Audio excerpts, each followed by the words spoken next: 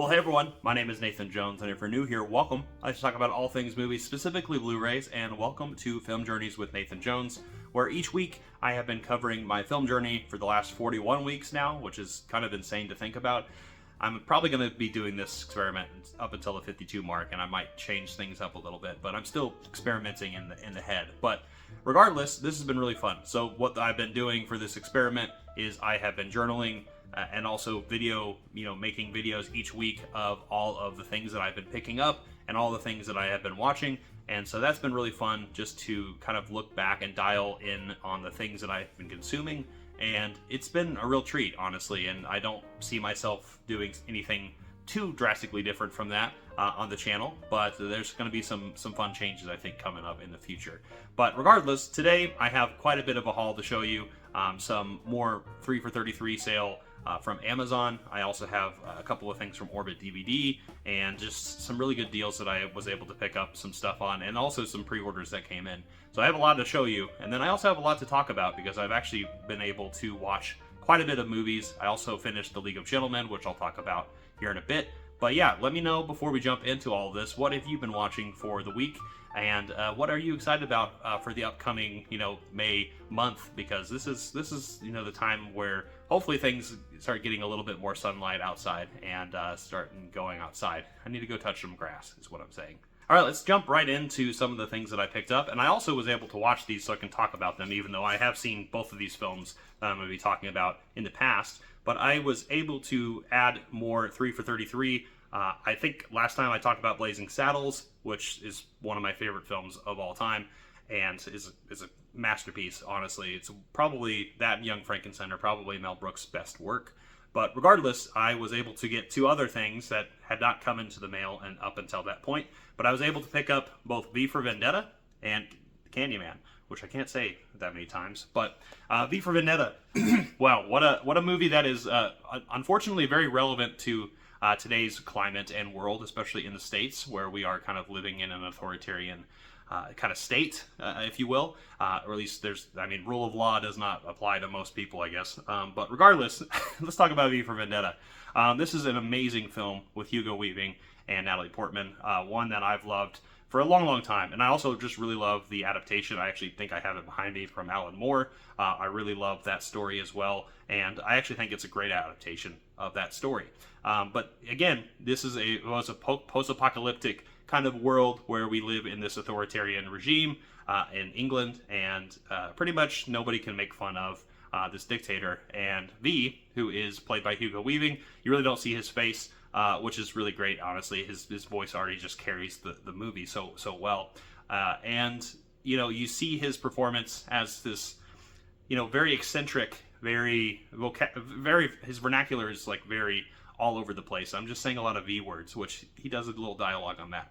But he gets involved with Natalie Portman, who is a character who is kind of on the edge of, trying to change the minds of the people around her, and is honestly pushed to the brink to get her to this spot. And it's just an amazing performance from both of them, seeing their collaboration here, and just seeing this really kind of lovely government topple down, and it's an amazing thing. But this movie is probably a 4.5 out of 5. It's one movies that I think used to be like a masterpiece in my book, and it still might be. Maybe it's a little too close to home at the moment for me to think too much about. But the 4K transfer, it looks quite well, and I definitely recommend people check this movie out if you've not seen it before. It's a classic from the 2000s, and one that I think will get a lot of attention here in the couple of years, I'm sure. But anyway, regardless, great film. Now let's talk about the remake, or a very different retelling of Candyman. Now, Candyman is a film that came out a few years ago, and I think actually this is a sequel to like the 90s Candymans that came out, because there's definitely a lot of Easter eggs in this movie that are alluding to that time period, and there's some like photos and things along those lines. But if anyone doesn't know of the story, if you say his name 5 times in a mirror, if you're looking at a mirror, he will come for you and he will kill you. And this is a really great adaptation of this film, very modern, adaptation. It really tackles gentrification and of a lot of just the class structure in a lot of these cities that are building these different properties where they just have a lot of money, but also are pretty much taking advantage of the people who lived there before or put them there in the fore, just because they are in these social classes and this race class too. It talks a lot about race, of course. Candyman is just filled with a lot of allegorical kind of connections here, and honestly, this is something that I probably am not an expert on, so it's not necessarily something I can speak on. But however, it is a very powerful message. It's a very powerful movie. I actually really enjoyed this adaptation, and I really enjoyed this franchise in general. It's been a long time since I've seen the sequels of Candyman, which I've heard are kind of mixed, but I really love the first film from the 90s, and I love this adaptation as well. I'd give this movie a solid 4 out of 5. It's one that I think is definitely worth checking out if you've not seen it before. It's a great slasher, if you will, with some really great social commentary as well. But yeah, Candyman, check this movie out. All right, transitioning to a random Blu-ray that I picked up recently from the BFI. This is a region-locked disc, so if you do plan on getting it, be noteful of that. But it is Starveac, which is a folk horror film that I'm in love with. It's got Morfydd Clark. I think I said her name wrong. Probably. She's a Welsh actress. She's in Rings of Power. She's also in Saint Maud. You know who she is if you looked into her. It also has got Matt Smith in here as well, who is famously one of the best doctors in Doctor Who, which I can't speak too much on either. But regardless, this is a really nice and quaint folk horror tale set in this rural community in the heart of England, and is definitely more than meets the eye in terms of what's underneath the earth. It's in the name, right? The Starveac. And it is about their relationship and also of their relationship with their son. And there's some animals that are maybe or maybe not coming back to life in a de-aging process, or at least what's the opposite of that? But regardless, coming back from death. And it is a wondrous thing. And I won't speak too much more on it because I definitely think it's a treat to kind of watch it going in a little bit blind. But I loved this film, and I think it just got really strong performances by both Smith and Clark, and I just really enjoy their dynamic, even though they are definitely a couple that do not like each other because of the madness of the situation that they're in. So yeah, this movie, solid 4 out of 5, definitely a great recommendation for people to check out. If you are a fan of folk horror films, Starveac is definitely up your alley. Next is a box set I bought from Amazon, one that I've been wanting to get this first film for a long time, and I know that Arrow Video has it, but I saw this was on sale for like $30 because they were having a Scream Factory sale, and so I just jumped at the chance just to get all of them. In fact, the second one is actually pretty good too, but I'm talking about the Rec collection, this Spanish horror, found footage horror film collection that I really adore, at least the first film, like I said. And I remember watching Quarantine back in the day and having a good time with that as well, the American remake of this particular release. But it is about this apartment complex that is been infected by some kind of mysterious zombie kind of outbreak. I'm gonna say kind of here because it's definitely more than that. And it is this wonderful found footage story that is really kind of minimal in its presentation, especially initially. And then the second one picks up right at the end of the first one, and I love that trajectory as well, as with a SWAT team coming in for a second time in this quarantined type of apartment building. But regardless, I have this collection now. It has the first 4 films in it, which are the Spanish films. And I have actually watched, like I said, the first 2 films, because it's been a while since I've seen them, but there's the first film, Rec. And then we have Rec 2. Rec 3, this is where I think it gets a little off the kilter. I'm actually in the middle of this movie, but the Rec 3 Genesis, which is about a wedding, or about the precursor to the apartment building. And then we have Rec 4 Apocalypse, which is going to be wild. These 2 right here are definitely the just fun films. But these 2 right here are really great films, and I definitely love both of these movies. I'd give both of them like a 4 out of 5 if I could, and something that I definitely would recommend people checking out if you are a fan of found footage horror. At least get those 2. But like I said, these are on sale for this collection, and there's also a plethora of special features on here, a lot of making of. I know there's like a 2-hour documentary making of, like Rec 2 on here, and just a lot of behind the scenes stuff that I really just need to sink my teeth into. Rec Great Spanish films. All right, so next is my order from Orbit DVD. I'm going to talk about two of them here in a second, but the first one I want to talk about is something outside of it, and something that is definitely near and dear to my heart, and that is heavy metal, and I'm talking about Heavier Trip. This is a black comedy of sorts of a Finnish, death metal band that has decided to travel all the way to a concert in the first one, in Heavy Trip. But this time they're set in prison because they got arrested for that, and now they are pretty much on the verge of selling their souls to get a really good contract at another festival, which is really, really fun. I love this type of humor. I'm a big fan of Metalocalypse. I'm a big fan of anything that's in the metal subculture. I really kind of can tap into that a little bit without really being the stereotype, hopefully. But regardless, this movie is just so much fun, and it's kind of split between Finnish and English, and is just got the cast again, the band that was in the first film, which made me really fall in love with this particular type of story. This is one of the best kind of death metal representations. There is the slipcover, beautiful slipcover as always. There is Heavier Trip. There are the Misfits right there on the front. Harder, faster, louder.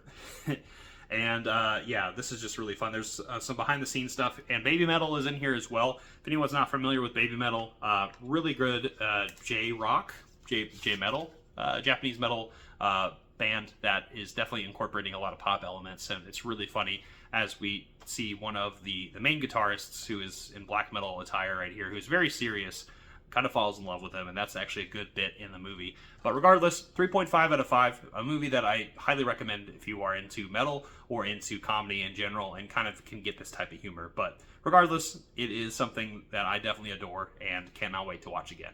All right, so before we transition into the other films that I got from Orbit DVD, is actually kind of a combination of other things that I picked up. I got a couple things from Amazon that are related to this, and this is actually tangentially related to a project that I'm going to be doing with a friend here shortly, so I'm very excited about that. But I'm going to be jumping into the works of David Croninberg. If you remember a couple weeks back, I was able to pick up the early works from David Croninberg, which is the Arrow Video release that has his two first short films and first two films in general. But I also was able to pick up a few of his films that I did not have in my collection. First and foremost, let's talk about Rabid, and let's talk about Shivers.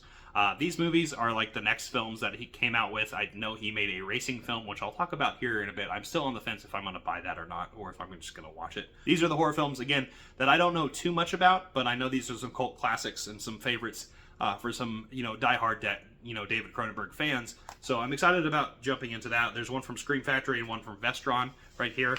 But the things that I upgraded are movies. One movie I have seen and I love, and the other one I've been wanting to watch for the longest time. I've had it in the Criterion Collection. Both of these actually are in the Criterion Collection, but I was able to get the better version of these discs because I am a David Cronenberg fan. And then I'm talking about is Scanners and The Brood, which is just, these are just absolutely lovely and gorgeous editions of this particular film. Second Sight, they put out some of the best, quality releases with their 4Ks, and they put a lot of time and attention into these things. So let's talk about Scanners first.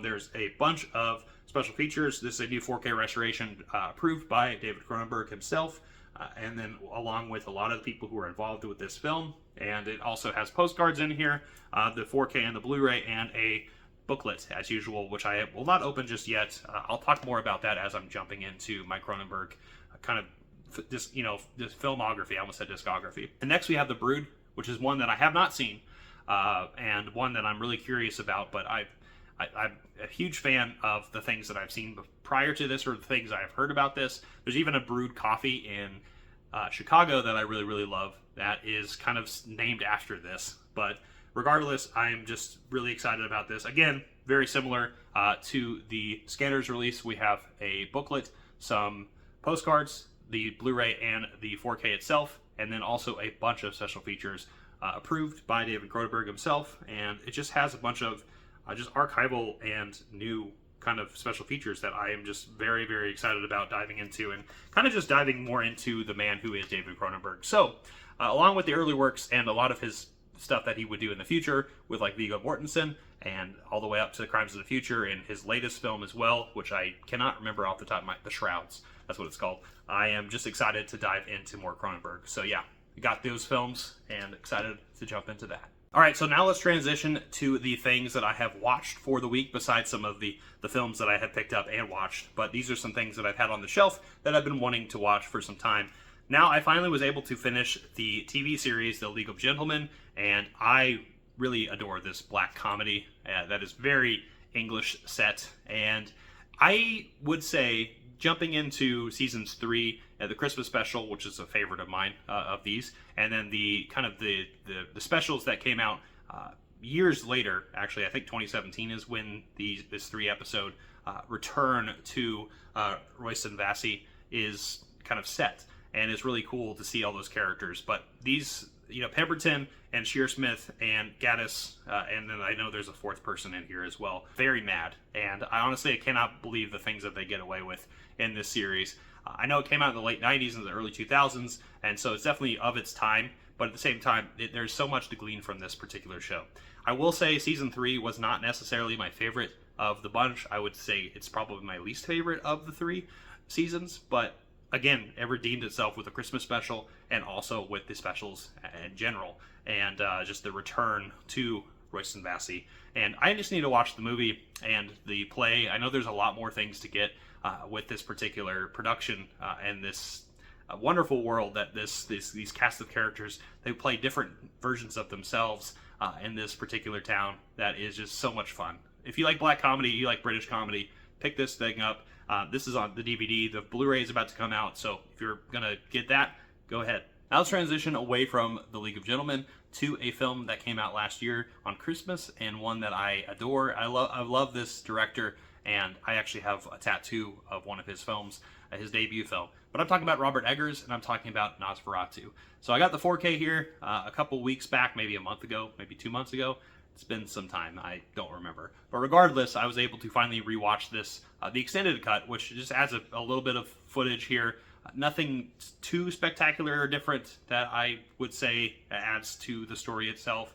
But regardless, this is a good looking 4K. It's a great looking film in general, because Robert Eggers is just really attention to detail, especially when it comes to these period piece type of stories that he likes to put together and craft. And I really love this adaptation of Nosferatu. I'm a huge fan of the 20s version and even of the Werner Herzog film itself. And this is definitely a modern take on that, kind of upping the sexuality a lot with this particular film. And I love Eggers' signature style here, but there's some really great performances from Skarsgård and Lily Rose Depp in particular. Willem Dafoe in here, who is also just a really fantastic. He's just fantastic in everything he's in. He's one of the best supporting cast members in anything he's in. We also have Nicholas Hoult, which I kind of liked in this movie. This is always, I don't know why, but I feel like this role is cursed because Keanu Reeves played it. It's also kind of mixed, and pretty much anybody who plays that role is always kind of damned for some reason. I don't exactly know why, but regardless, Nosferatu is a fun time. Definitely watch it without any lights, so you can see every little bit of detail in the darkness. And yeah, just come to it. You'll get to it. This is a good solid 4 out of 5. It's one that I think will grow on me as time goes on, but definitely not my favorite of Eggers' films, but definitely one that is worth checking out. And I just love the period that this is put in. So transitioning away from vampires to a PBS documentary. I bet you didn't see that coming, but I was able to watch The Botany of Desire, which is based on a book from Michael Pollan, and I really, really loved this book a few years ago when I read it, talking about 4 particular plants that have pretty much bend their will for humanity's sake, and pretty much are we in control of the things that we are consuming with these plants. So there's the potato, there's the tulip, there's marijuana, and there is, why am I blanking on the 4th one? The apple, of course, the sweetness. Talking about all those different things. So like addiction with marijuana, we have the sweetness with the apple, we have beauty with the tulip, and we also have, I think, what was it? And controlling nature of the potato, because we've definitely transitioned that and that legume. But it's really fascinating because this is something that I don't talk about that often. I used to be an academic. I used to teach, and I used to teach public speaking. That was something that I really, really enjoyed doing. But I also almost made a book club alongside by reading this book, because I was also always fascinated by cross-departmental kind of collaborations, and then just discussing a lot of these themes that overlap with each other in these different areas of interest. And Botany of Desire definitely meets that criteria, and along with the people that I read this with, we had a really good time kind of just talking about those things. But like I said, the book club did not necessarily become a thing, but this book is really special to me for that reason. But again, talking about those four particular plants that are in our everyday life that have pretty much made it their mission, almost weirdly enough, that we're obsessed with them in some kind of manner. I would even add coffee to this one. Now, I guess marijuana and coffee could be probably switched with addiction, but regardless, when this was made back in, I think, the late 2000s, 2009 is when this documentary came out. The book came out in the mid 2000s, I believe. A lot has changed since this time. But a lot of the things hasn't changed either, especially when it comes to the different plants and their, our obsession with them, if you will. And I really just am fascinated by this particular thing. And I've always been fascinated by our relationship with how we interact with things outside, even though I'm very much an indoor person. So regardless, Botany of Desire, definitely recommend checking out the book. And also watching the documentary. It's quite lovely, honestly. I actually got this on Hamilton Books for a good price, and so finally dived into that. Now let's transition away from PBS to a love story, the one that I've been putting off for some time, that I am very happy to have watched now, because it is a very sad but uplifting story, and that is We Live in Time from A24. This is starring Andrew Garfield and Florence Pugh, and I love these people.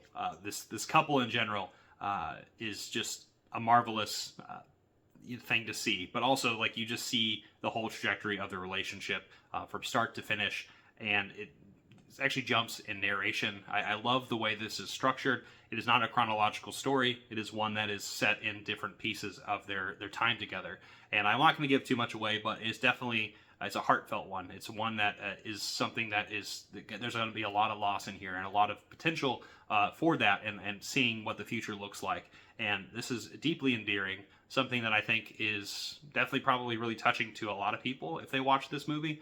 And so I definitely recommend people check this movie out. It is directed by John Crowley, who is an Irish director, and I have seen, I think, a few things that he's done, but I really, really adore this film, and I love their chemistry on here. I love seeing them together, and just seeing their trials and tribulations as they go through this relationship. Because no relationship is perfect, and but this one right here, it's that's exactly what makes human relationships perfect, is they're imperfect. We Live in Time, solid 4, maybe 4.5 out of 5. So now I have a 4K trio to talk about. They're all set in the West. I didn't really realize that.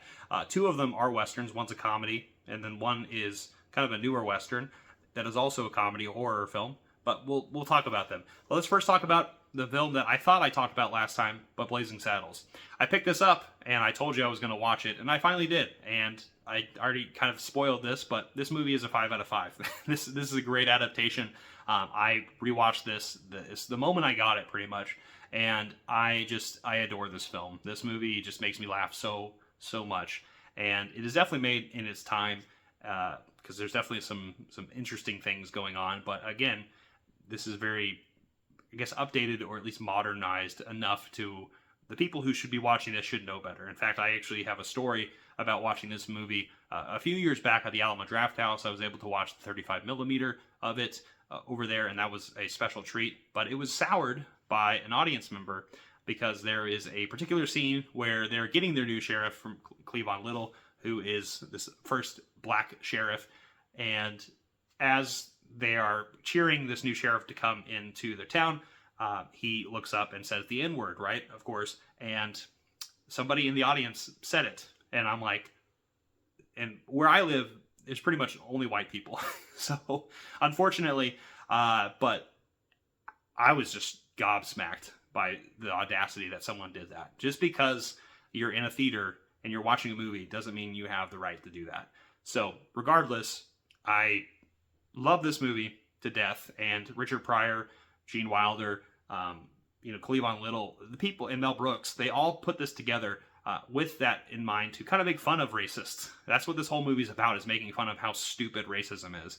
And the people that love this movie are weirdly racist, and I don't understand that at all. but they just might speak to their education level. But anyway, I don't jump into that too much, but without getting into politics. But regardless, that thing soured me for some time. But this movie is a 5 out of 5.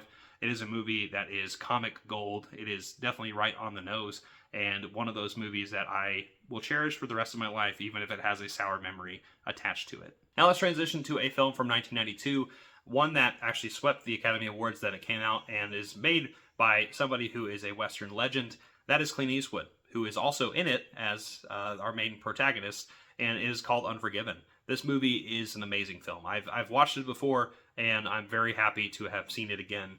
This is starring Gene Hackman, who is a bastard in this movie. It also has Morgan Freeman, who is pretty much his partner, Clint Eastwood's partner. Just old men just trying to get by and survive this ancient West that they used to know. And then there's also Richard Harris in here, who also is just a really great bounty hunter. But regardless, this movie it's sharp, it's bleak, it's to the point, it punches you in the mouth. It's really gritty, it's really dirty, if you will. And like I said earlier, it definitely is looking and reminiscing back about, the Westerns that were coming before this movie. It definitely looks at like the John Wayne types of films, the Randolph Scott films. We also look at Clint Eastwood's films in the 60s and the 70s. And this is a culmination of all that. And it is just a really great film. In fact, this, I think, is around the time that films like Tombstone came out, and it just kind of revitalized a lot of the Western films that would come out around this time period. And I love this movie. It is one that I am still thinking about, even though I watched it a few days ago, and it's still haunting me right now. But this movie is a solid 4.5 out of 5. It could be potentially a 5 out of 5. This movie is just like that damn good. It's one of the best Westerns of all time, and definitely deserves its accolades that it gave. And this 4K looks great. And the last film I'm going to talk about is also technically a Western, if you will, or at least it's set in a very Western-like place. It also has a lot of horses. I'm talking about the movie Nope from Jordan Peele. This is his third film that he made. This is starring Daniel Kaluuya, Keke Palmer, and Steven Yeun. All of them are terrific in this movie, and I love the layers that Jordan Peele likes to put in his movies. Obviously, always some kind of allegory when it comes to spectacle. This is what this film definitely likes to tackle, or this idea of spectacle. But it is about UFOs. It's about this crazed monkey, some very mysterious things going on this ranch, where we have Daniel Kaluuya's character and Keke Palmer, who are brother and sister, and they are Hollywood horses. So they have this stable where they make a lot of Hollywood films. So you can see those in the background, actually. You even have like a Buck and Preacher kind of poster in the background, and I love the little nods to that. In fact, it made me want to watch that movie, which I still haven't seen. But regardless, I love just the layers, like I said, that Jordan Peele puts into this, because he's at the heart of what he likes to do is like horror and comedy. Like that combination is the things that he likes to do, but he likes to put it in very unique and twisty ways, and I really love that he does that in this movie. And I think he really swung for the fences on this one, because something like Get Out, which is an iconic film, something like Us, which to some people is maybe a slight sophomore slump, but it's one of my favorites. It actually might be my favorite of his films. But regardless, putting something out like this, where it definitely challenges the viewer to look at themselves and how they look at other things, right? Like I said, the voyeuristic kind of tendency, of this obsession that we have of just, looking and just constantly being induced to the spectacle, is quite an intriguing thing to look at, and something that I think is just gets better with age, if that makes sense. But this movie, solid 4.5 out of 5. It's just one that it probably will grow with me on time, but I love this movie. With that being said, that is what I watched for the week. That's what I picked up. I'm going to be watching some of the remaining of the Rec films. I'm actually going to be trying to tackle another box set here soon. I just finished the Sony Pictures Classic box set, and that got me into thinking that I want to start tackling other box sets. And also, I'm going to be talking about another TV show that I'm going to jump into, because I want to have a little medley of things. But regardless, I want to know, let me know in the comment section down below what you've been watching for the week. I would love to hear from you, and thanks for stopping by. I'm not jonesing around.